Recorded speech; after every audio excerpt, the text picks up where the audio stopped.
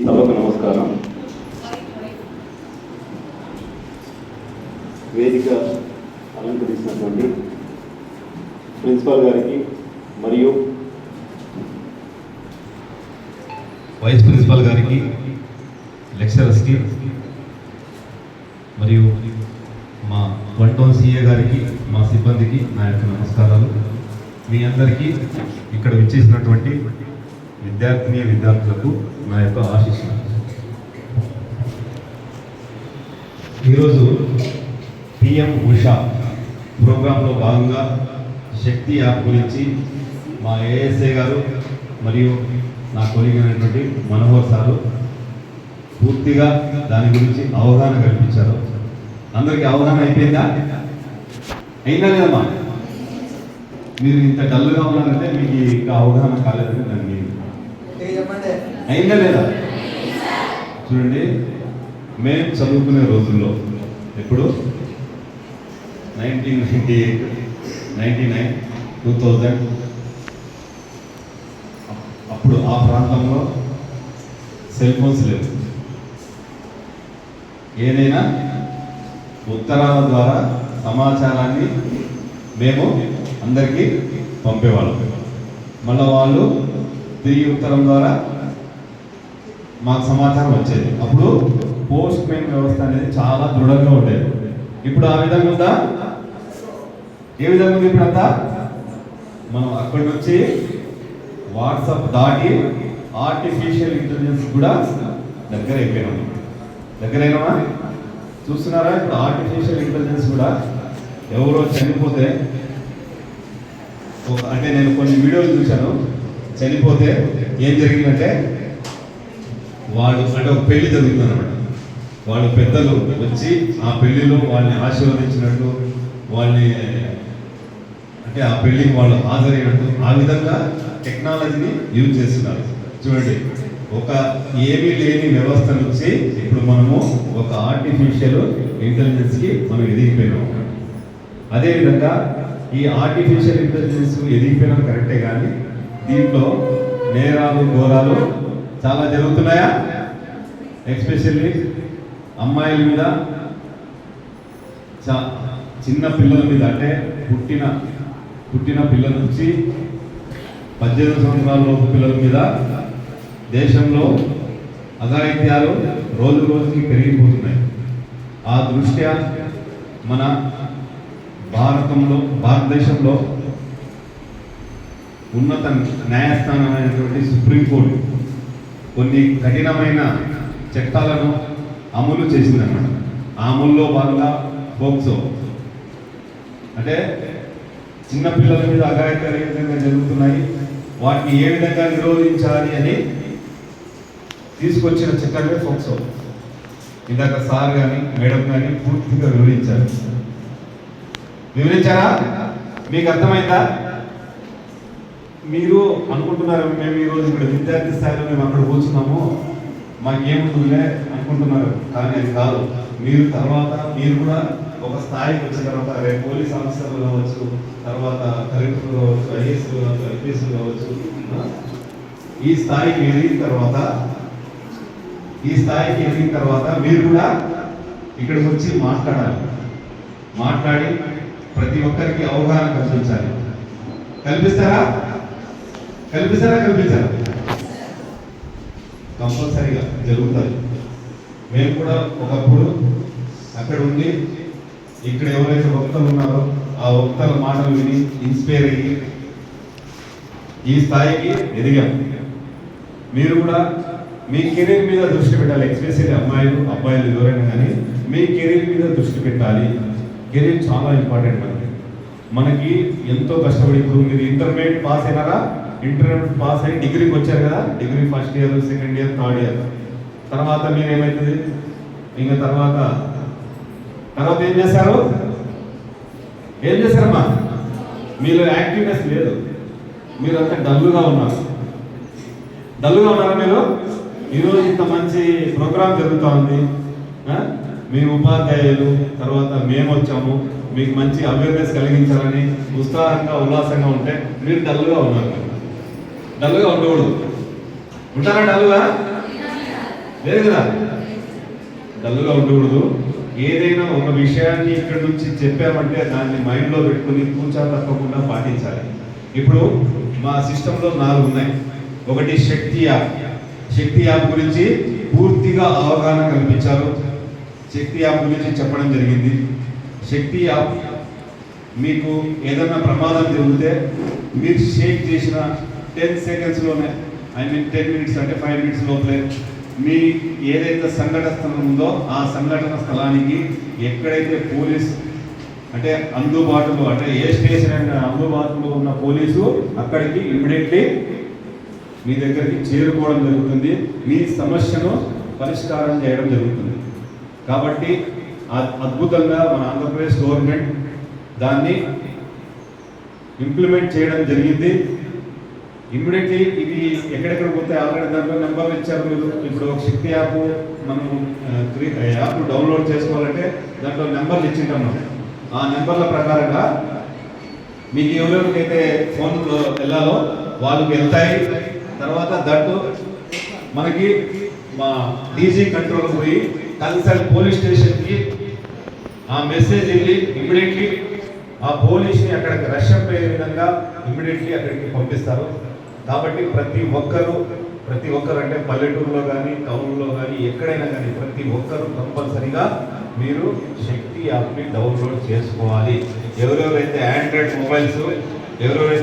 Mobiles కలిగి ఉన్నారో వాళ్ళందరూ కంపల్సరీగా శక్తి యాప్ని డౌన్లోడ్ చేసుకోవాలి. అది టీచర్స్ అయినా, స్టూడెంట్స్ అయినా, పని చేసేవాళ్ళైనా, వృద్ధులైనా, ఎవరైనా కూడా కంపల్సరీగా శక్తి యాప్ని డౌన్లోడ్ చేసుకోవాలి. మనం అనుకుంటాం మనకి ఏం జరుగుతుంది అనుకుంటాం. బహుశా ఏదైనా ప్రమాదం జరిగిందంటే, మీరు ప్రమాదంలో ఉన్నారంటే అది జస్ట్ మీరు యాప్ డౌన్లోడ్ చేసుకుంటే, ఇందాక సార్ చెప్పారు 3 టైమ్స్ ఇలా షేక్ చేసి ఏమవుతుంది, ఇమ్మీడియట్లీ మెసేజ్ వెళ్ళిపోతారు. కంట్రోల్ రూమ్కి మెసేజ్ వెళ్ళిపోయి, మీ బంధువులకి అందరికీ మెసేజ్ వెళ్ళిపోయి ఇమ్మీడియట్లీ ఎవరో ఒకరు అక్కడికి వచ్చి మిమ్మల్ని కాపాడడం జరుగుతుంది. కాబట్టి దీని ఇంపార్టెన్స్ చాలా ఉంది. కాబట్టి మీరు తప్పకుండా ప్రతి ఒక్కరూ దీన్ని డౌన్లోడ్ చేసుకోవాలి. తర్వాత ఇప్పుడు యాంటీ డ్రగ్స్. ప్రస్తుతం ఉన్న సమాజంలో పిల్లలు ఏమవుతున్నారంటే కొన్నిటికి ఫ్యాషన్గా బానిసలైపోతున్నారు. ఇప్పుడు ప్రతిదీ మీరు ఏ విధంగా ఆలోచిస్తున్నారంటే ఫ్యాషన్, మీకు ఫ్యాషన్ ప్రతిదీ ఫ్యాషన్ మాదిరిగా. అది ఒక సిగరెట్ తాగితే ఫ్యాషన్, ఒక బీడీ తాగితే ఫ్యాషన్, ఒక డ్రెస్ తీసుకుంటే ఫ్యాషన్, వీటి వల్ల ఒక మందు తాగితే ఫ్యాషన్, అలా ఫీల్ అవుతున్నారు. అది కరెక్ట్ కాదు. వీటి వల్ల మీకేమైనా హెల్త్ ఇంప్రూవ్ అవుతుందా? మీ నాలెడ్జ్ పెరుగుతుందా తమ్ముళ్ళు? పెరుగుతుందా? లేదు కదా, ఎక్కడ పెరగదు. మన ఆరోగ్యం క్షీణిస్తుంది. మనం దానికి బానిస అయిపోతాము. ఆ బానిస అయిన టైంలో నేరాలు చేస్తామా ఆటోమేటిక్గా. మనకి ఇప్పుడు దానికి డ్రగ్స్కి అలవాటు పడతాము. ఈరోజు 10 రూపాయలు తీసుకుని నువ్వు డ్రగ్స్ తీసుకుంటావు. రేపు నీకు 100 రూపాయలు కావాలి. 100 రూపాయలు కావాలంటే ఏం చేయాలి? మీ ఇంట్లో ఇవ్వరు, నువ్వేం చేయాలి? కంపల్సరీగా ఏదో ఒక నేరం చేయాలి. అది నువ్వు దేంట్లో ఉండే మత్తులో ఉండి నేరం చేస్తావు. అప్పుడు ఏమవుతుంది? నీ భవిష్యత్తు నాశనం అవుతుంది. కాబట్టి మీ ఈ చిన్న వయసులోనే మేము ప్రతి ఒక్కరికి చెప్పేది ఏంటంటే, ఈ చిన్న వయసులో ఎవరు కూడా ఇట్లాంటి వాటికి ఏవైతే చెడు అలవాట్లు ఉన్నాయో ఈ అలవాట్లకు బానిస కాకూడదనేదే పోలీస్ వారు ఈ డ్రగ్స్ వద్దు, డ్రగ్స్ మానుకో అని మనం ఒకసారి ర్యాలీ కూడా చేయడం జరిగింది. ఆ ర్యాలీలో మీరు విజయవంతంగా పాల్గొన్నారు. ఆ సక్సెస్ కూడా చేశారు మీరు. కాబట్టి మీకు దాని గురించి మీకు పూర్తి అవగాహన ఉంది. వాటి జోలికి ఎవరు పోవద్దు. మంచిగా చదువుకోండి.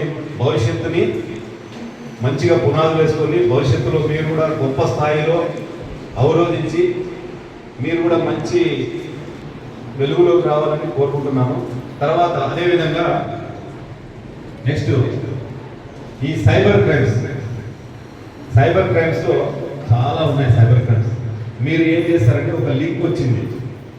ఆ లింక్ ద్వారా మీరు లోన్ యాప్, ఉదాహరణకి లోన్ తీసుకుంటారు. నాకు లోన్ యాప్ ఒక లింక్ వచ్చింది, లోన్ తీసుకుంటారు. మీరు ఏం చేస్తారంటే, ఉదాహరణకి ఒక 5,000 లోన్ తీసుకున్నారు, ఆ లోన్ తీసుకున్నారు, మీరు దాన్ని మంత్లీ పే చేస్తారు. అది పూర్తిగా ఇన్స్టాల్మెంట్ అంతా అయిపోతే తర్వాత స్టార్ట్ అవుతుంది అసలేదు. ఏమవుతుందంటే ఆ లోన్ తీసుకున్న తర్వాత అంతా పే చేసిన తర్వాత వాడు మళ్ళీ ఒక మెసేజ్ పెడతాడు, పే చేయలేదు. ఆల్రెడీ వాడు ఏం చేసినాడంటే హ్యాకర్ దాన్ని హ్యాక్ చేసేసింటాడు, మీ ఫోన్ మొత్తాన్ని హ్యాక్ చేసింటాడు. మీ ఫ్రెండ్స్ నెంబర్స్, మీకు ఇష్టమైన ఫ్రెండ్స్ నెంబర్స్, తర్వాత మీ బంధువులు, మీ తల్లిదండ్రులు అన్నీ హ్యాక్ చేసింటాడు. మనం ఏం చేస్తాము, మనం స్టైలిష్గా ఉండాలని మన ఫోటోలు ఇన్స్టాగ్రామ్లో, తర్వాత డీపీలో ఏదైతే వాట్సాప్ ఉందో వాట్సాప్ డీపీలో నీట్గా పోస్ట్ చేస్తాం అనమాట. ఎందుకంటే నువ్వు చాలా స్టైల్గా కనిపించాలనేది కాన్సెప్ట్ కాబట్టి అవన్నీ దాంట్లో పోస్ట్ చేస్తాం. అది ఓకే, నథింగ్ బ్యాడ్. కానీ ఫర్దర్గా ఏం జరుగుతుందంటే ఎవరైతే మీ ఫేస్ ఉందో ఆ ఫేస్ని తీసుకెళ్ళి న్యూడ్ ఫొటోస్ని ఏర్పాటు చేస్తారు. మీ ఫేస్ కట్టేసి న్యూడ్ ఫొటోస్ ఏర్పాటు చేసిన తర్వాత దాన్ని ఫస్ట్ మీ ఎవరైతే మీ రిలేటివ్స్ ఉన్నారో ఆ రిలేటివ్స్కి పంపిస్తాడు. అంటే నువ్వు ఒక అమ్మాయితో లేదంటే మీరు ఒక అబ్బాయితో ఉన్నారని ఈ విధంగా న్యూడ్ ఫొటోస్ పంపించి మీతో డబ్బులు కలెక్ట్ చేస్తారు. డబ్బులు కలెక్ట్ మీరు ఇంకా దానికి ఏమవుతారు, ఎక్కడ నాకు సమాజంలో పరువు అవుతుందో, ఎక్కడ ఏమవుతుందో అని మీరు బాధపడి ఇమ్మీడియట్లీ డబ్బులు పే చేస్తారు. తర్వాత దానికి ఏమవుతారంటే సెన్సిటివ్గా తయారైపోతారు అన్నమాట. నాకు ఎక్కడ పరువు అవుతుంది, ఎక్కడ లేదు, ఏమవుతుంది, ఏం లేదు అని మీరు సెన్సిటివ్గా తయారయ్యి మీరు ఇంకా దాన్ని సూసైడల్ టెండెన్సీ దాకా తీసుకొస్తారు. అంటే ఇమ్మీడియట్లీ వెళ్ళి కొంతమంది సెన్సిటివ్గా ఉన్న వాళ్ళు ఏం చేస్తారు, ఇమ్మీడియట్లీ పోయి ఒక ఫ్యాన్ ఉంటుంది, ఒక తాడు ఉంటుంది, దానిపై ఒక చెట్టు ఉంటుంది, ఒక తాడు ఉంటుంది, దానిపై ఏం చేస్తారో ఊరేసుకుని చనిపోతారు. ఇది కాదు కదా. మీరు ఫస్ట్ ఇలాంటివి ఏమైనా తీసుకున్నప్పుడు మీకు ఏవైనా ఎదురైతే మీరు ఇమ్మీడియట్లీ ఏం చేయాలంటే ఫస్ట్ మీ దగ్గర ఉన్న నెట్ని మీరు ఆన్ చేయకూడదు. First point. మీ దగ్గర ఏమైనా ఉన్నాయి అకౌంట్స్ నెంబర్లు ఏమైనా ఉంటే ఫస్ట్ వాటిని బ్లాక్ చేయాలి. తర్వాత అకౌంట్స్ ఏమైనా ఉంటే ఏటీఎంలు ఏమైనా ఉంటే దాన్ని ఫస్ట్ హోల్డ్ చేయాలి. హోల్డ్ చేస్తే సగం ప్రాబ్లం క్లియర్ అయిపోతుంది. ఇంకా అప్పటికి మనం కొంచెం అంటే తెలివిగా హుషారు పడినట్టు అనమాట. లేదనుకో మీరు అలాగే ఉన్నారంటే మీకు చాలా ఇబ్బందులు అవుతాయి. నిజంగా మీరు ఆ సూసైడ్కి వెళ్ళిపోతారు. ఎందుకంటే ఆ టార్చర్ ఆ విధంగా ఉంటుంది. ప్రతి ఒక్కరు ఈజీ మనీ ఏ విధంగా సంపాదించాలనేది సైబర్ క్రైమ్లో ఈజీగా తెలుసుకోవచ్చు. ఏముంటుంది, జస్ట్ హ్యాక్ చేయడము, మీ దగ్గర ఉన్న డబ్బులన్నీ ఈజీగా దోచేయడం, ఇలాంటివి జరుగుతూ ఉన్నాయి. ఇదొకటి. తర్వాత నెక్స్ట్ యాక్సిడెంట్స్ ఏ విధంగా జరుగుతున్నాయి. తమ్ముడు మీరు బైక్ చాలా స్లోగా నడుపుతారు. తమ్ముడు మీరు చాలాసార్లు చూసినాను. ఎవరు ఒకరికంటే ఎక్కువ ఉండరు మీ బండిలో, మీరు ఒక్కటే పోతుంటారు, మీరు చాలా స్లోగా పోతారు. ప్రతి ఒక్కరు హెల్మెట్ ధరిస్తారు, ఎవరు ఓవర్ స్పీడ్ పోరు. చాలా మంచి పిల్లలు కదా మీరు. మీకు ప్రతి ఒక్కరికి లైసెన్స్ ఉంటుంది, ఎందుకంటే 18 years దాటారు కాబట్టి ప్రతి ఒక్కరికి లైసెన్స్ ఉంటుంది. ఇవన్నీ ఉంటాయి మీ దగ్గర. ఉంటాయా తమ్ముడు? చెప్పండి. ఎవరి దగ్గర లైసెన్స్ ఉండదు, బండి దొరికిందంటే స్పీడ్గా వెళ్ళిపోతారు. చూడండి, దీనివల్ల ప్రమాదం జరుగుతుంది. మీరు మీ ఇంటికి పెద్ద దిక్కు, అంటే మీ తల్లిదండ్రులు మీ మీద చాలా భరోసా పెట్టుకుంటారు. అట్లాంటి సమయంలో మీరు ఏం చేస్తారు, ఓవర్ స్పీడ్గా వెళ్ళడము, ఎక్కడైనా గుద్దేయడం, లేదంటే దేనైనా గుద్దడం, ఎవరైనా గుద్దడం, వాళ్ళు చనిపోవడం, మీరు చనిపోవడం, వాళ్ళు చనిపోతే మీ మీద కేసులు రావడం, మీరు చనిపోతే ఇంటికి ఒక దిక్కు లేకుండా అయిపోతుంది అన్నమాట. మీరు అనుకుంటున్నారేమో మీ గురించి మీ తల్లిదండ్రులు చాలా ఆశలు పెట్టుకుంటారు. ఎలాంటి ఆశలు అంటే, నా కొడుకు డిగ్రీ చదువుతున్నాడు, డిగ్రీ అయిపోయిన వెంటనే ఇమ్మీడియట్లీ నా కొడుకు జాబ్ వచ్చేస్తుంది, జాబ్ వచ్చి నా కొడుకు నన్ను బాగా చూసుకుంటాడు, అప్పుడు నేను ఒక ఇంట్లో ఉండి, నా సొంత ఇంట్లో ఉండి, కాలు మీద కాలేసుకొని మంచిగా టీవీ చూసుకొని హ్యాపీగా ఉండొచ్చు, హ్యాపీగా నా లైఫ్ని లీడ్ చేయొచ్చని మీ తల్లిదండ్రులు చాలామంది భావిస్తారు. భావించరా? 100% భావిస్తారు. మనం ఏం చేస్తాము, వాళ్ళ నమ్మకాన్ని వమ్ము చేస్తామా? ఎందుకు చేయమో చేస్తాం. ఇప్పుడు జరుగుతున్నాయి కదా, ఏ విధంగా జరుగుతున్నాయి? ఎవరు హెల్మెట్ ధరించడం లేదు, ట్రిపుల్ రైడింగ్ వెళ్తారు, డ్రంక్ చేసి డ్రైవ్ చేస్తారు, తర్వాత ఓవర్ స్పీడ్గా వెళ్ళిపోతారు. అంటే మీకు ఏంటంటే మనకి అట్రాక్షన్ అనమాట, ఇదొకటి. అంటే ఈ లైఫ్లో అట్రాక్షన్ ఉంటుంది మనకి, ఈ వయసులో ఏముంటుందంటే అట్రాక్షన్. మనము వాళ్ళ ముందు ఈ విధంగా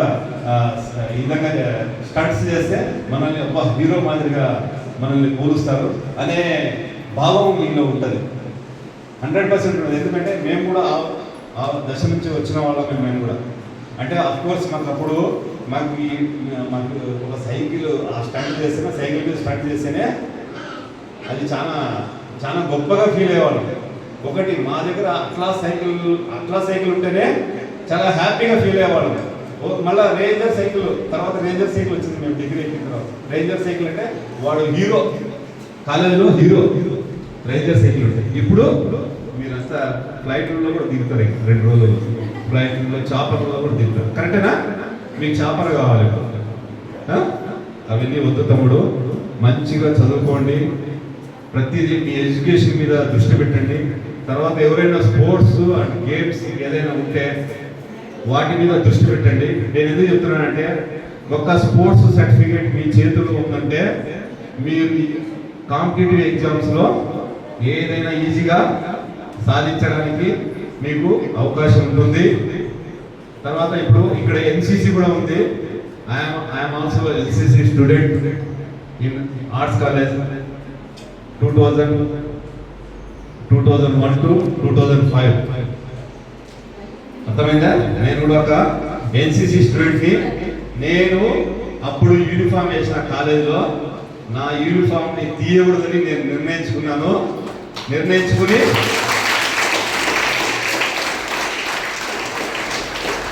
నేను ఏదైతే నిర్ణయించుకున్నానో దాన్ని నేను ఎంత కష్టమైన సప్త సముద్రాలు ఏదైనా ఈ యూనిఫామ్ వేసుకోవాలనుకున్నానో వేసుకున్నానో, ఈరోజు మీ ముందున్నానో మాట్లాడుతున్నాను. అర్థమైందా? కాబట్టి మనం కూడా ఒక ఆశయము, ఒక పట్టుదల, ఒక కృషి అన్నీ ఉంటే మనం ఏదైనా సాధించగలం. కాబట్టి మీ మీద నమ్మకం పెట్టుకున్న మీ తల్లిదండ్రులకు, మీ ఉపాధ్యాయులకు, అంటే మీరు ఉపాధ్యాయులకు మీరు ఏదైనా సాధించినారంటే మీ ఉపాధ్యాయులకు గౌరవం. ఇప్పుడు నేను ఆదోని ఆర్ట్స్ కాలేజ్లో వెళ్ళి మా ఉపాధ్యాయుల దగ్గర నిలబడితే నాకు ఎంత గౌరవంగా ఉంటుంది తెలుసా? ఎంత గౌరవిస్తారు తెలుసా? నా ఉపాధ్యాయులు నన్ను, నా స్కూల్లో కానీ నా కాలేజీలో కానీ నన్ను ఎంత గౌరవిస్తారంటే చాలా గొప్పగా గౌరవిస్తారు. నాకు ఒక హానర్ దొరుకుతుంది అన్నమాట. అర్థమైందా? ఒక హానర్ దొరుకుతుంది. ఆ రోజు నేను ఒక స్టూడెంట్ స్థాయిలో ఉండి నేను ఈరోజు ఒక ఎంప్లాయీగా అక్కడికి వెళ్తే ఎంత హానర్ ఉంటుంది. అదేవిధంగా మీరు కూడా అదే విధంగా భావించి, మీరు ఇప్పుడు విద్యార్థి దశలో ఉన్నారు, తర్వాత భవిష్యత్తులో ఇక్కడికి వచ్చి ఈ మైక్ పట్టుకొని మీ ఉపాధ్యాయుల ముందు మీరు మాట్లాడితే మీ ఉపాధ్యాయులు ఎంత గొప్పగా ఫీల్ అవుతారు. అదేవిధంగా మీ తల్లిదండ్రులు ఎంత గొప్పగా ఫీల్ అవుతారు తెలుసా? ఫలానా రాజుగారి కొడుకు మహేష్ అనే వ్యక్తి ఎంతో గొప్పగా ఒక ఉద్యోగాన్ని సంపాదించినాడంటే 10 మందిలో మీ నాన్న ఒక టీ స్టాల్ కానీ, ఒక బస్ స్టాండ్కి కానీ, ఒక ఫలానా చోట, అంటే మీ ఊర్లో ఒక ఏదైనా కట్ట ఉంటుందే, మనం కూర్చునే కట్ట పల్లెటూరులో, అక్కడికి వెళ్ళి మీ నాన్న, అంటే నీ గురించి మీ నాన్న దగ్గర గొప్పగా చెప్తామంటే ఆయన ఎంత సంతోషిస్తుంటాడు తెలుసా? ఆ సంతోషాన్ని కొన్ని లక్షల కోట్లు ఇచ్చినా కూడా అది మనం పొందలేము. అర్థమైందా? కాబట్టి మీరు అనుకుంటే ఏదైనా సాధిస్తారు. మీరు అనుకోవడమే ఏదైనా సాధిస్తారు. నేను ఏదేదో చెప్తున్నాను ఏమనుకోవద్దండి, ఎందుకంటే మిమ్మల్ని మోటివేట్ చేయాలి. తప్పకుండా మీరు మంచి దారిలో నడవాలి, మంచి ఉద్యోగాన్ని సాధించాలి.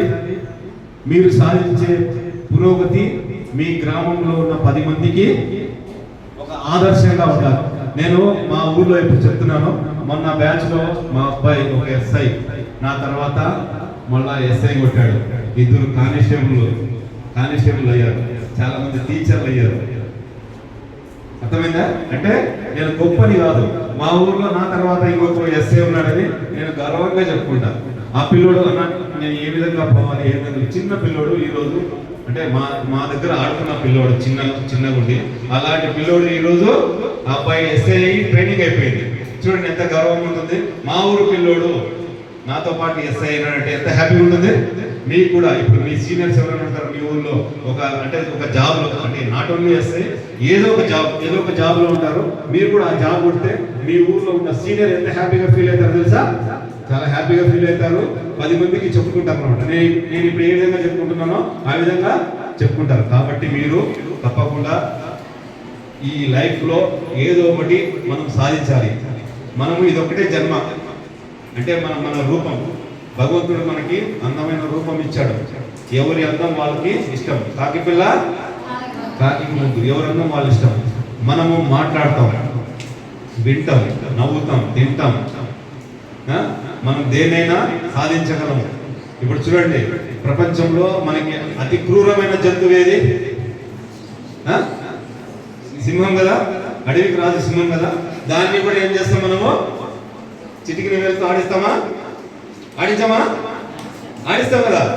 కాబట్టి మనం సాధించలేదంటే ఏది లేదు. ఇప్పుడు చూడండి, ప్రజెంట్ సమాజంలో ఎలా ఉన్నారు? ఫస్ట్ ఒక సైకిల్ నడపాలంటే అమ్మాయిలు సైకిల్ నడుపుతుందని చెప్పేవాళ్ళు. ఆ స్కూటీ నడిపితే స్కూటీ, మేము చదివేటప్పుడు స్కూటీ నడుపుతుందనేవాళ్ళు. ఈరోజు స్కూటీ కాదు, పెద్ద యుద్ధ విమానాలు కూడా నడుపుతున్నారా? అమ్మాయిలు యుద్ధ విమానాలు నడుపుతున్నారు. దేంట్లో మీరు పురోగతి సాధించలేదు, ప్రతి దాంట్లో పురోగతి సాధిస్తున్నారు. మీరు ఏదో ఒకటి సాధించాలనే ఉద్దేశంతో మనకు గవర్నమెంట్ కూడా 33% మీకు కేటాయించింది. అన్ని రంగాల్లో, అంటే రాజకీయ రంగం కానీ, తర్వాత ఎంప్లాయ్మెంట్ కానీ, దేంట్లోనైనా ఫస్ట్ మీకు ప్రిఫరెన్స్ ఉంటుంది. కాబట్టి కష్టపడి చదవాలి. ఏం చేయాలి మీరు? మేము చదువుకునే రోజుల్లో ఇన్ని ఫెసిలిటీస్ లేదు. ఇప్పుడు చూడండి, పిఎం ఉషా కింద మీకు మంచిగా హాస్టల్ శాంక్షన్ అయింది. ఇక్కడ హాస్టల్లో ఉండి చదివితే మీకు అనేక మంది ఫ్రెండ్స్ ఉంటారు. అందరి యొక్క మైండ్ సెట్ తెలుస్తుంది. ఎవరెవరు ఏం సాధిస్తున్నారు అనేది తెలుస్తుంది. ఎవరైతే మంచిగా చదువుకొని మంచిగా ఉంటారో వాళ్ళతో ఫ్రెండ్షిప్ చేయండి, చెడుగా ఉండే వాళ్ళతో ఫ్రెండ్షిప్ చేయొద్దు. తర్వాత ఇంకోటి చెప్తున్నాను, అసలైంది మనకి ఈ ఏజ్లో అట్రాక్షన్ చాలా ఉంటుంది. మీరు అంటే కొన్ని మూవీస్లో చూపించారు. మేము చూసిన కొత్త బంగారు లోకం అనే మూవీ ఎవరైనా చూసారా? దాంట్లో అన్ని ఈక్వేషన్స్ చూపిస్తారు మీకు. ఇది బోర్డు మీద ఈక్వేషన్స్ చూపిస్తారు. అంటే ఏ ఏజ్లో ఏం చేయాలి, ఏ ఏజ్లో ఏం చేయాలి అనేది నీట్గా దాంట్లో చెప్పారు. అది కరెక్ట్. అది ఎక్స్పీరియన్స్తో దాంట్లో మీకు చూపించారు. కాబట్టి మీరు ఈ ఏజ్ టీనేజ్ కదా, ఇది టీనేజేనా? టీనేజ్. టీ తాగకూడదు. టీని ఏ విధంగా కనిపెట్టాలనేది నేర్చుకోవాలన్నమాట. నేర్చుకున్నప్పుడు మీరు కూడా ఏదో ఒకటి సాధించినట్టు ఉంటారు కదా. మరి ఎవరో టీ కనిపెట్టినాడు, మీరు కూడా దాన్ని, అది ఎవరో కనిపెట్టినట్లే మనం తాగితే ఊపిన ఉంటుందా? అది కాదు. ఏ విధంగా వస్తుంది టీ అనేది మీరు కూడా నేర్చుకొని దాన్ని అభివృద్ధి చేయాలి. దయచేసి అట్రాక్షన్లకు వెళ్ళొద్దండి. అట్రాక్షన్లకు వెళ్తే ఏమవుతుంది? మీ భవిష్యత్తు నాశనం అవుతుంది. ఇప్పుడు మేము ఏదైతే ఈ శక్తి యాప్ గురించి కానీ, తర్వాత యాంటీ డ్రగ్స్ గురించి కానీ, తర్వాత సైబర్ క్రైమ్స్ గురించి కానీ, తర్వాత ఈ యాక్సిడెంట్స్ గురించి కానీ, మీకు ఏవైతే ఈ పాయింట్స్ చెప్పామో వీటిని ప్రతి ఒక్కరూ తూచా తప్పకుండా పాటించి మీ భవిష్యత్తులో ఏమీ జరగకుండా ప్రతి ఒక్కరికి సహాయ సహకారం అందిస్తూ.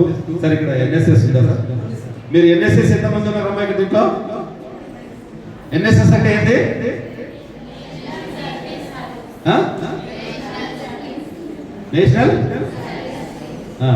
National service scheme. అంటే